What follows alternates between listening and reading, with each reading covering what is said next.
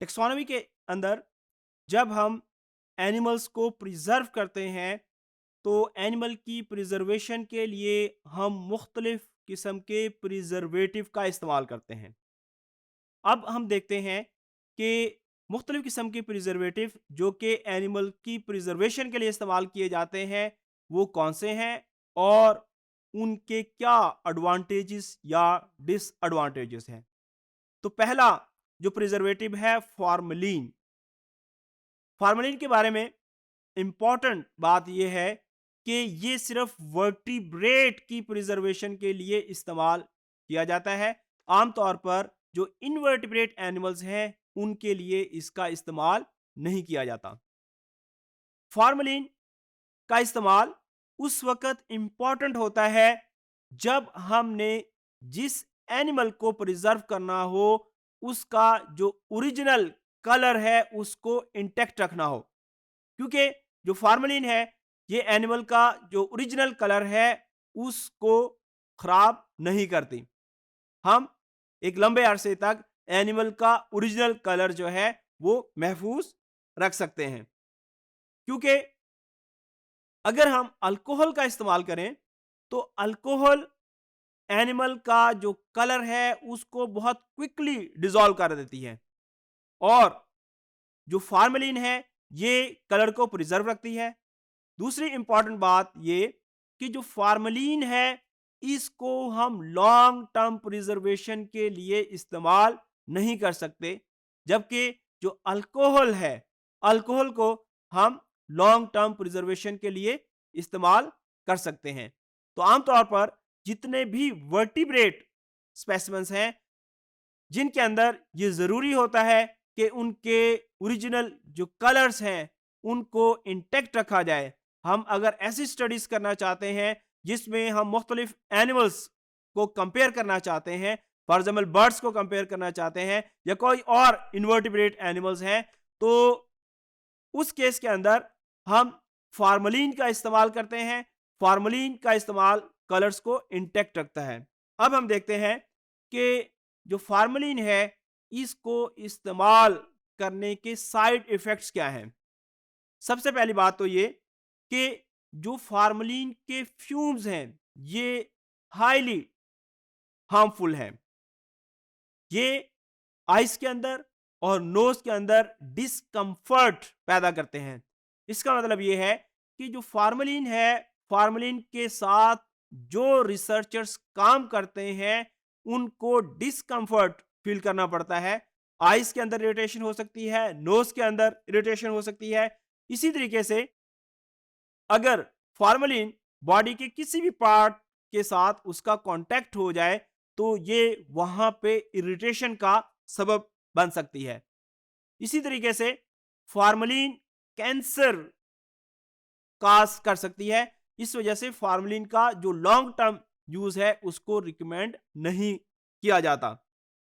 अगर एक रिसर्चर, एक टेक्सोनोमिस्ट फार्मलिन के साथ काम कर रहा है तो उसको ये रिकमेंड किया जाता है कि इमीडिएटली अपना काम खत्म करके वो अपने हाथों को धोए। उसके साथ साथ जिस जार के अंदर फार्मलिन प्रिजर्व स्पेसिमेन रखा हुआ है उसको एयर टाइट होना चाहिए। इसी तरीके से दूसरा प्रिजर्वेटिव जो इस्तेमाल किया जाता है वो है इंडस्ट्रियल अल्कोहल। इंडस्ट्रियल अल्कोहल जो है ये लॉन्ग टर्म प्रिजर्वेशन के लिए इस्तेमाल की जा सकती है। इसकी जो अवेलेबिलिटी है वो आसान है, और इसके अंदर जिन एनिमल्स को प्रिजर्व किया जाता है उनकी जो कलरेशन है बहुत तेजी से डिसॉल्व हो जाती है। इसका मतलब ये हुआ कि अगर हम कोई ऐसी स्टडी करना चाहते हैं जिसके अंदर एनिमल्स का कलर इंटैक्ट होना चाहिए तो फिर जो इंडस्ट्रियल अल्कोहल है ये कोई अच्छी ऑप्शन नहीं है। उसके साथ इसके अंदर जब एनिमल्स को प्रिजर्व किया जाता है तो क्योंकि ये कलर को क्विकली डिसॉल्व करता है तो इसके अंदर ग्लिसरीन डाली जाती है। ताकि जो एनिमल का कलर है उसको किसी हद तक मेंटेन किया जा सके, लेकिन फिर भी मुकम्मल तौर पर एनिमल का जो कलर है उसको मेंटेन नहीं किया जा सकता। और अगर हमने एनिमल्स को सिर्फ टेक्सोनोमिक पर्पस के लिए महफूज करना है, तो उसके अंदर 70 से 75% तक इंडस्ट्रियल अल्कोहल का इस्तेमाल किया जाता है। लेकिन अगर हम डीएनए से रिलेटेड स्टडीज कर रहे हैं, तो डीएनए से रिलेटेड स्टडीज के लिए 95% अल्कोहल का इस्तेमाल किया जाता है। अल्कोहल बड़ी तेजी से टिश्यूज के अंदर एब्जॉर्ब हो जाती है और एनिमल्स के जो इंटरनल ऑर्गन्स हैं उसको खराब होने से बचाती है। अब इंडस्ट्रियल अल्कोहल के भी साइड इफेक्ट्स हैं। फॉर एग्जांपल, अगर इंडस्ट्रियल अल्कोहल स्किन के किसी हिस्से के साथ कांटेक्ट करती है, तो वहां पे इरिटेशन का सबब बन सकती है।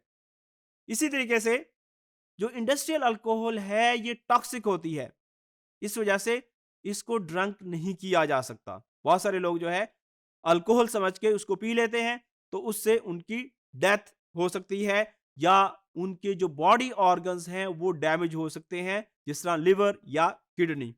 उसके अलावा जो इंडस्ट्रियल अल्कोहल है ये हाईली फ्लेमेबल है। इसका मतलब है कि जिस जगह इंडस्ट्रियल अल्कोहल का इस्तेमाल किया जा रहा है वहां पे जो फ्लेम है, आग है, वो नहीं होनी चाहिए, क्योंकि ये आग को बड़ी तेजी से पकड़ती है। इसी तरीके से अगर एक जार जिसके अंदर हमने किसी एनिमल को प्रिजर्व किया और उसके प्रिजर्वेशन के लिए हमने इंडस्ट्रियल अल्कोहल का इस्तेमाल किया, तो उसका जो कैप है वो सही तरीके से बंद होना चाहिए, क्योंकि ये रैपिडली इवेपोरेट होती है। उसके अलावा जिन जार्स के अंदर हमने एनिमल को प्रिजर्व करना है और उसके अंदर अल्कोहल डालनी है, उसका ख्याल करना है। एक तो वो धूप के अंदर ना हो, दूसरा जो है उसके कवर्स जो है वो सही तरीके से बंद होने चाहिए और वहां पे कोई ऐसी चीज ना हो जो कि वहां फ्लेम पैदा कर सकती हो या आग पैदा कर सकती हो।